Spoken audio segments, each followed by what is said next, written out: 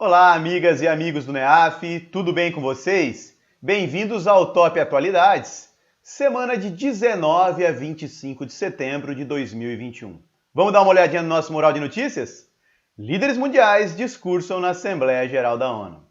Pagamento pendente da Evergrande abre um mês de incerteza. Vulcão entra em erupção nas Ilhas Canárias Espanholas. Copom aumenta a taxa Selic para 6,25%. Autoridades dos Estados Unidos aceleram remoção de haitianos na fronteira com o México.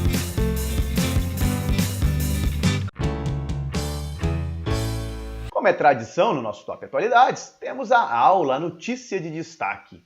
Líderes mundiais discursam na Assembleia Geral da ONU. Antes de falar um pouquinho sobre esse discurso na Assembleia Geral da ONU, queria contar um pouquinho sobre o que é a ONU, como ela se formou, quais os seus objetivos. Só uma introdução, acho que é válido neste momento. Quando a gente fala em ONU, você vai pegar o significado da sigla Organização das Nações Unidas. Beleza, Márcio, isso eu sei.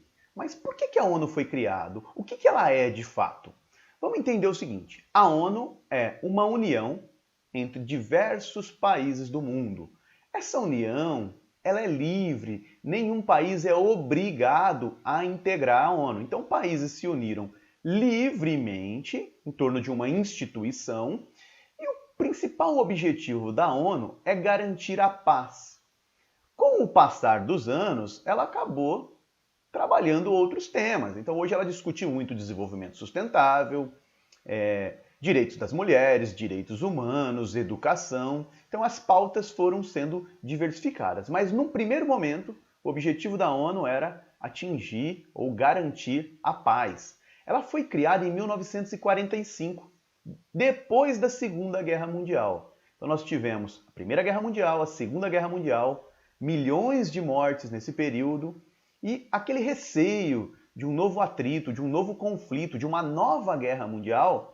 É o seguinte, vamos sentar, vamos nos organizar aqui, que tal montar uma instituição para dialogarmos, debatermos e evitar novos conflitos? É assim que surge a ONU em 1945. Tá?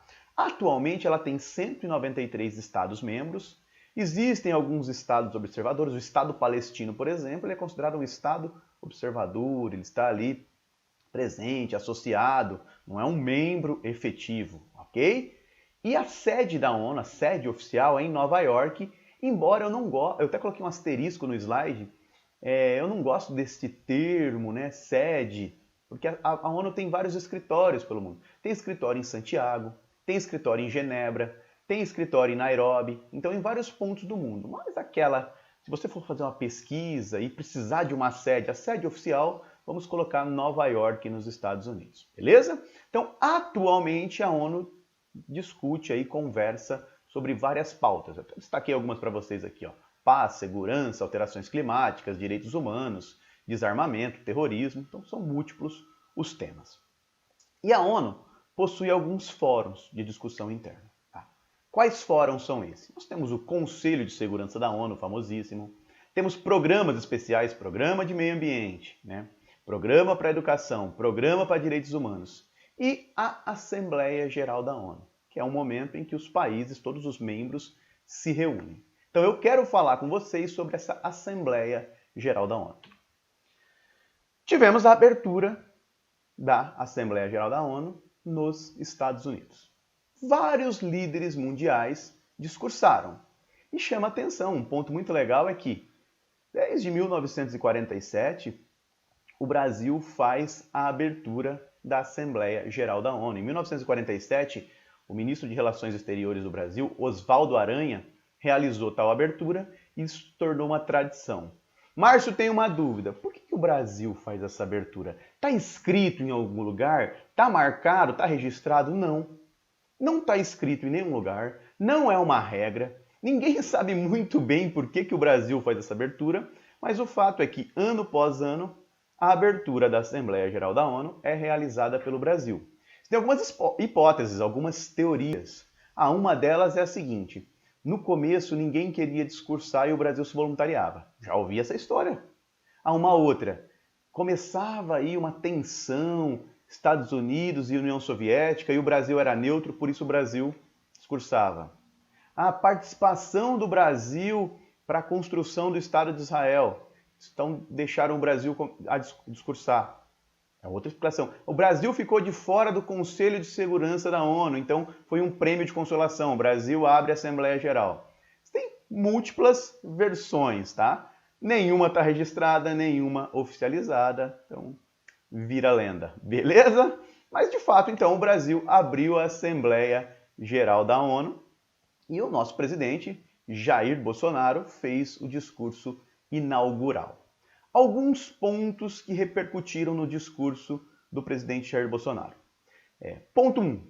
Ele se posicionou, ele deixou claro a sua insatisfação com o passaporte sanitário, então ele se mostrou contrário à ideia do passaporte sanitário. Ele também defendeu o tratamento precoce, então uma pauta aí vinculada à Covid-19, isso destacou na fala do presidente brasileiro. Ele afirmou também que o desmatamento na Amazônia diminuiu, ponto de debate intenso entre o Brasil e comunidades ambientais pelo mundo afora.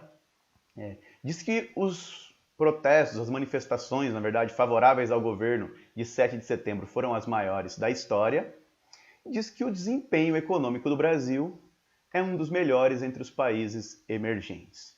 Obviamente, a fala do presidente gerou aí repercussão positiva para os apoiadores elogiaram e a oposição criticou. O que mais teve nessa abertura, Márcio, esses discursos dos líderes mundiais? Lembram que na semana passada eu falei para vocês daquela crise entre França, Estados Unidos e Austrália?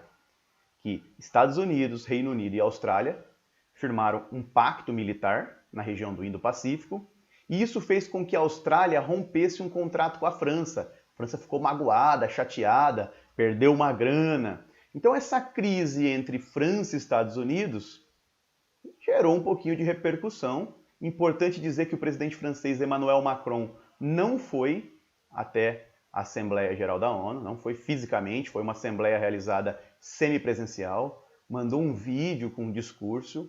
Macron diz o seguinte: não tem nada a ver, eu não fui por um problema de agenda. Aí fica para vocês o julgamento. Um outro ponto que chamou atenção na Assembleia Geral da ONU, a rivalidade Estados Unidos e China. Estados Unidos fazendo declarações sem citar nome que apoiarão aliados contra qualquer outro grupo. Um ponto. E a China dizendo que não quer esse sentimento de Guerra Fria, de nova Guerra Fria. A China se comprometendo a combater mudanças climáticas, mas o início aí da Assembleia é marcado por uma rivalidade Estados Unidos e China. A ONU também demonstrou uma preocupação imensa com a questão climática. A questão climática ganhou assim uma projeção muito forte nessa Assembleia, para alguns até mais do que a questão da pandemia da Covid-19. Parece que os esforços dos países não estão sendo suficientes para combater o aquecimento global, as mudanças climáticas. Então, essa foi uma pauta forte de discussão. Questão da vacina, obviamente, pauta dessa Assembleia, né? Muitos países pobres com uma vacinação atrasada. A média de vacinação nesses países pobres é de 2%, enquanto a média global é de 43%. Então, a China prometeu doar aí vacinas em grande quantidade para os países pobres. Então, foi um debate presente.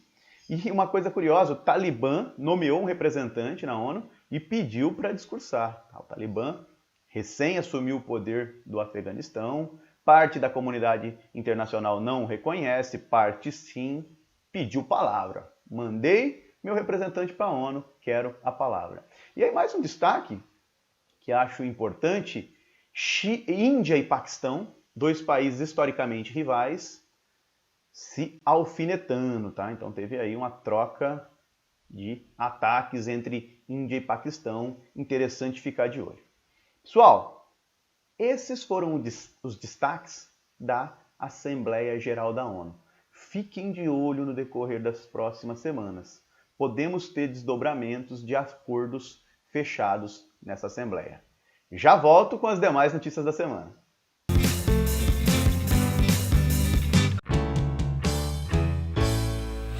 Pessoal, dando continuidade à nossa aula semanal de atualidades, trago o pagamento pendente da Evergrande abre um mês de incerteza. Isso foi manchete em jornais do mundo todo. É um fato que derruba candidato em prova, porque é uma notícia que foge do nosso habitual. Então vamos entender por partes, tá? Primeiro ponto, quem é Evergrande? Evergrande é a segunda maior incorporadora imobiliária da China. Uma das 500 maiores empresas do mundo. Então, Evergrande é grande, beleza? Tá, Márcio, o que aconteceu com a Evergrande? Ela cresceu, é uma empresa nova, tá? De 1996. Ela cresceu contraindo empréstimos. Então, e dívidas, obviamente, né? Então fazia empréstimo, crescia e ia contraindo dívida. E sinalizou na última semana que pode, não deu ainda, pode dar um calote. E não conseguiria pagar os juros de uma dessas dívidas. Tal fato gerou certo temor no mundo. Por quê? Se ela, que é uma das maiores empresas do mundo, a segunda maior incorporadora chinesa, der o calote, será que isso não gerará um efeito dominó? E outras empresas acompanharão? Esse é um grande receio. Outro receio, o setor imobiliário na China é importantíssimo para a economia. Será que tal fato não demonstra um esgotamento do setor? Terceiro ponto, muitos países emergentes vendem commodity para a China, são altamente dependentes da China. Minério de ferro, por exemplo. Se ocorrer um desaquecimento do mercado imobiliário, isso afeta esses países. Então são vários temores com esse calote. Muitos falam, olha, será que a China não está vivendo aquilo que os Estados Unidos vivenciaram em 2008, com a crise imobiliária? É um outro ponto. Ainda uma interrogação. Se a Evergrande não arcar com suas dívidas, será que o governo chinês vai intervir? Porque na China, né, você pode escolher. Alguns dizem, lá existe um socialismo de mercado ou um capitalismo estatal. Você escolhe o nome. Então, aí uma interrogação se o governo vai intervir ou não. Nos anos anteriores, o governo chinês tentou criar medidas para evitar o endividamento dessas empresas. Tá? Então, foi fechando o cerco ali. E agora há uma grande interrogação. Então, bolsas do mundo inteiro caíram por conta desse possível calote da Evergrande, segunda maior incorporadora imobiliária da China. Fica de olho, esse negócio deve se prolongar por algumas semanas ou até meses.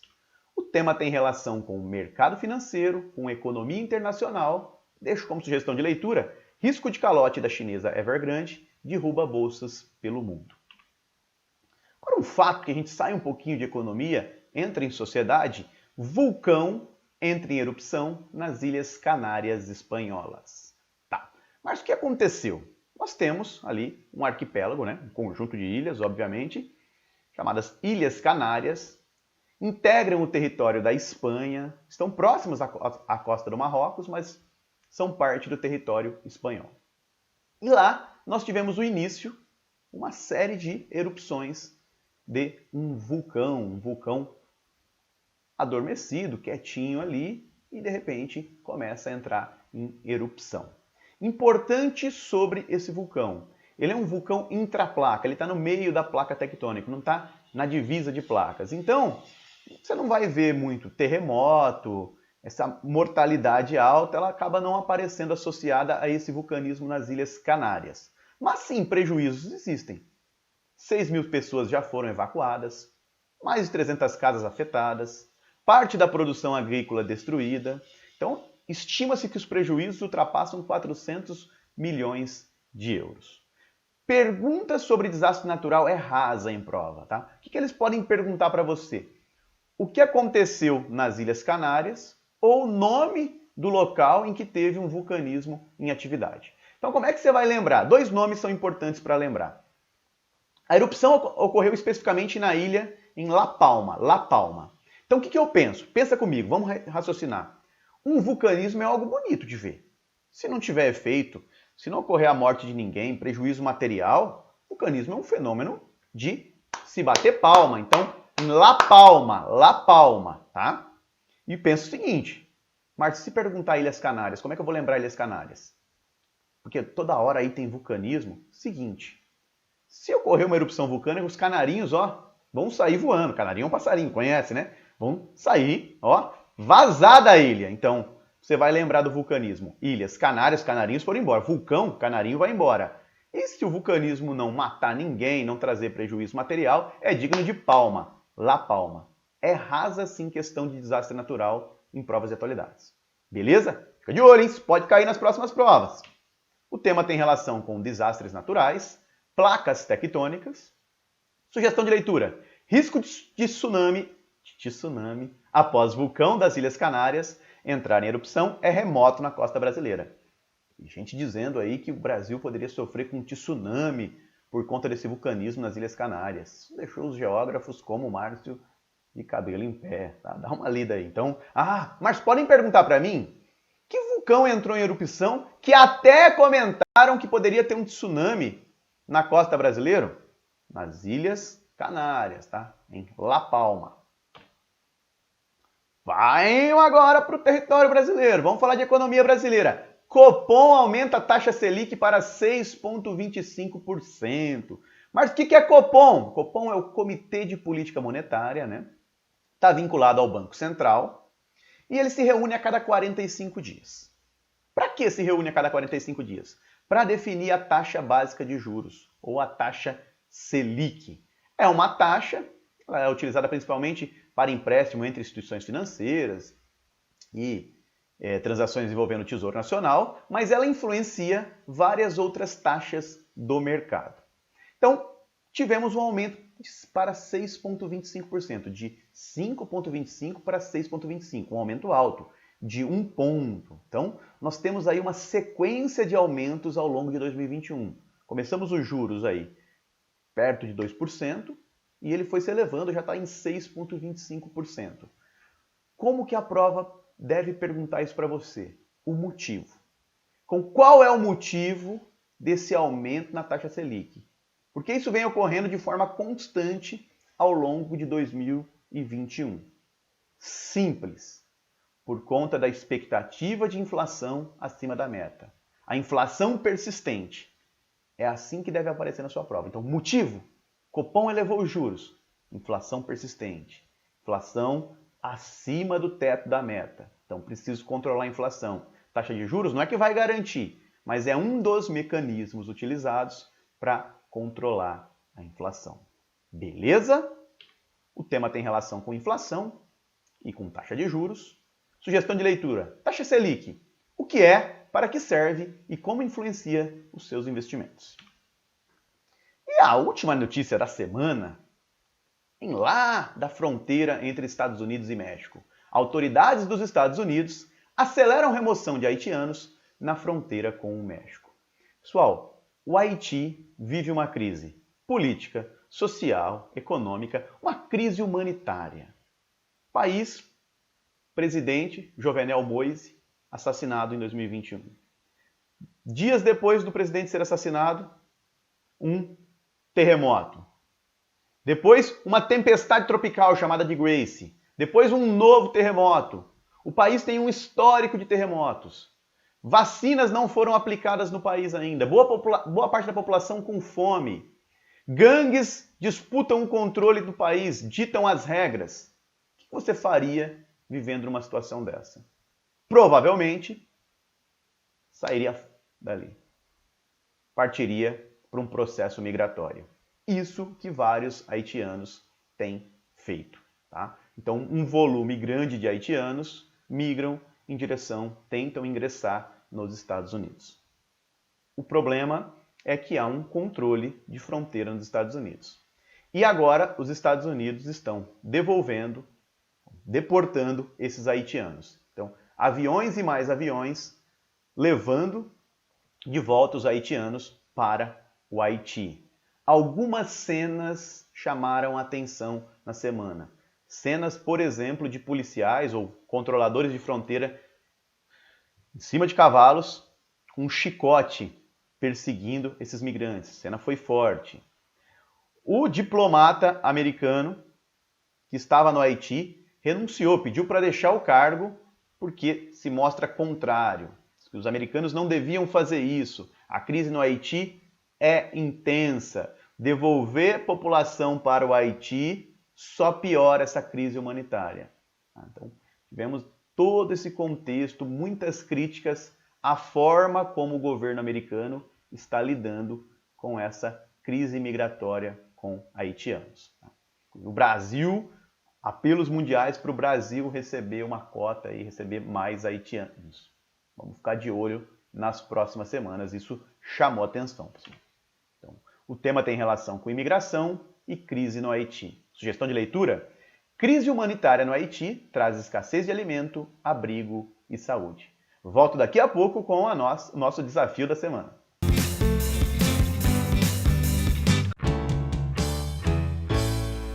Pessoal, vamos para o nosso desafio da semana? Primeira dica, sempre ler o enunciado com calma. O Senado aprovou nesta quarta-feira, em 2 turnos, a proposta de emenda à Constituição, PEC, que trata da reforma eleitoral. Então, enunciado curtinho. Senado aprovou a PEC que trata da reforma eleitoral. A PEC aprovada pelo Senado. Opa! Questão de característica, muito comum em provas de atualidades. Eu cito um fato e pergunto alguma característica sobre ele. Vamos ver o que tem aí de verdadeiro em relação a essa PEC aprovada pelo Senado. Alternativa A. Manteve a fidelidade partidária e extinguiu as possibilidades de vereadores e deputados mudarem de partido. Alternativa B. Alterou o período de mandato de governadores e presidentes para 5 anos. Alternativa C. Promoveu a volta do distritão, sistema que adota votos majoritários para o legislativo. Alternativa D. Excluiu a volta das coligações partidárias nas eleições proporcionais para vereadores e deputados. Ou alternativa E. Extinguiu a lei da ficha limpa e permitiu a candidatura de políticos condenados em decisões colegiadas de segunda instância. O que você marcou? A, B, C, D ou E? Vamos para a resolução. Alternativa D. Senado aprova em segundo turno PEC da reforma eleitoral e exclui volta das coligações. Márcio, o que aconteceu? Lá em 2017, foi aprovado o fim das coligações. As coligações, tentando resumir, vários partidos se uniam em um grande bloco, para disputar eleições proporcionais. Isso acontecia para vereadores e para deputados. E qual a consequência? Por que isso é ruim, Márcio? Eu tinha ali um partido de direita, às vezes unindo com de esquerda, com de centro, ou seja, partidos sem qualquer identidade, se unindo com um único propósito, ganhar cadeiras. E aí acontecia muito de um candidato pouco votado, de um partido pequenino, ser eleito. Por quê? Um candidato de um partido maior, com uma grande expressão de votos, puxava ele. Então, as coligações foram excluídas em 2017, mas em 2018 ainda nós tivemos ela, não entrou em vigor para 2018. Então, teremos em 2022 a primeira eleição aí, nos últimos anos, para deputados sem essas coligações. A Câmara, esperta, aprovou essa PEC com a volta das coligações, mas o Senado deu uma brecada. Beleza? Fiquem de olho na reforma eleitoral. Tem potencial de aparecer nas provas de atualidades. Agradeço a companhia de vocês até agora no Top Atualidades e espero vocês na próxima semana. Um abraço, meus amigos. Galera, gostou do vídeo? Que bacana! Então clica aí, dá uma curtida, faz um comentário se você puder e inscreva-se no nosso canal do YouTube. E deixa lá no sininho, ao clicar, você recebe as mensagens também de notificação. Visite nosso site e conheça nossos cursos preparatórios para concursos públicos. Muito obrigado!